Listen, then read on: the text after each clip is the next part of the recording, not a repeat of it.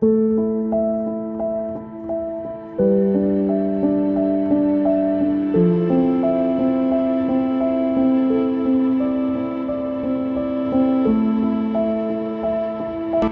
അത് ചെയ്യാതിരുന്നെങ്കിൽ കുറച്ചു ദിവസം കൂടെ അദ്ദേഹം ജീവിക്കുമായിരുന്നു. അദ്ദേഹം അന്ന് പ്രത്യക്ഷപ്പെട്ടിട്ട് തലകുനിച്ചിട്ട് നിങ്ങൾ എന്നെ അനുഗ്രഹിക്കുക എന്ന് പറഞ്ഞിട്ടാണ് അത് കഴിഞ്ഞിട്ടാണ് അവര് അനുഗ്രഹിച്ചത്.